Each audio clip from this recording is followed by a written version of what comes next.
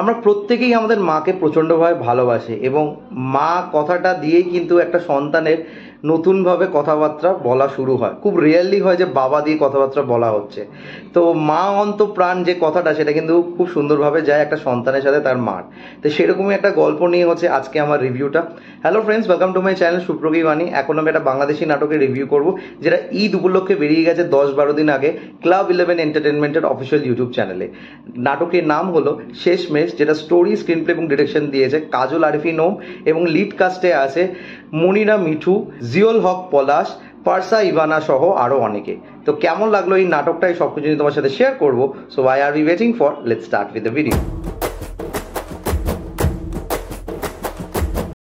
নাটকের ডিউরেশন হচ্ছে ঘন্টা খানিকের একটু বেশি এবং নাটকটা কিন্তু সত্যি কথা বলতে তোমাদের প্রচণ্ডভাবে ইমোশনাল করে তুলবে।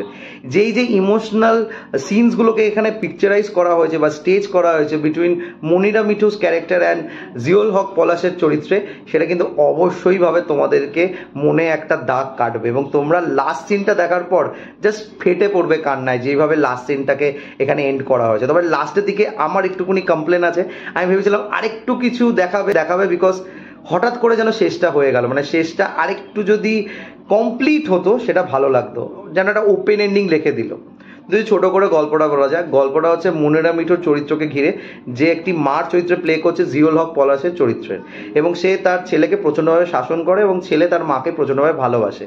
তার কিছু বন্ধু বান্ধব আছে, তারা কিন্তু ওই লুচ্চা টাইপের, যারা বাড়িতে এসে নানা রকম খচরামি করে থাকে। তো তার মা এখন শয্যাশায়ী এবং সে তার মার জন্য যে কোনো এক্সটেন্ড অবধি যেতে পারে।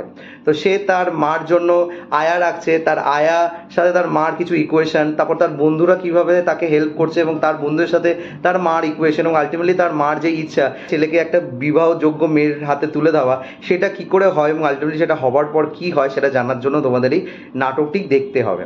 নাটকের গল্পের মধ্যে যে খুব কিছু আহামরি ব্যাপার আছে সেটা নয়, তবে নাটকটা কিন্তু অবশ্যইভাবে একটা কোথাও না কোথাও তোমার সুপ্ত মনে একটা প্রিক করে, এবং যেহেতু একটা মাকে কেন্দ্র করে এই গল্পটা বোনা হয়েছে তাই জন্য অবশ্যইভাবে তোমাদের কিন্তু প্রচণ্ডভাবে ইমোশনাল করে তোলে। এবং মনিরা মিঠু যেই সুন্দরভাবে অভিনয়টা করেছে, মানে হুইল চেয়ারে বসে যে এক্সপ্রেশন এবং মুখের অঙ্গিভঙ্গি দিয়ে যে চরিত্রটা প্লে করেছে, জাস্ট অসাধারণ। She is the ultimate point for this নাটক, মানে এই নাটকটা তাকে ছাড়া ইনকমপ্লিট। জিওল হক পলাশও কিন্তু খুব সুন্দরভাবে এই রোলটা প্লে করেছে তার ছেলের, এবং তার কিছু কমেডি পোর্শনসও খুব সুন্দরভাবে ওয়ার্ক করে। ইনফ্যাক্ট তার যে বন্ধু বান্ধবের দল আছে তার সাথে যে কমেডি পোর্শন আছে সেগুলো কিন্তু দেখতে খুব ভালো লাগে। ফারসা ইভানা বেশ অনেকটা পরে স্ক্রিন টাইম পায় এবং তার রোলটা একটা ক্যাটালিস্ট বলা যেতে পারে এই দুজনের মাঝে, এবং সেটা একটা টুইস্ট নিয়ে আসে গল্পের মধ্যে। তো সেটা তোমরা ফিল্মটা যখন দেখবে তখন বুঝতে পারবে। ওভারঅল আমার নাটকটা খারাপ লাগেনি, তবে এখানে একটা গান দেখানো হয়েছে, যেভাবে ফারসা ইভানার চরিত্রকে আমাদের সামনে আনা হয় সেটা যদি না দিত তাহলে খুব একটা কিছু যায় আসতো না, আমার এটা পার্সোনালি মনে হয়।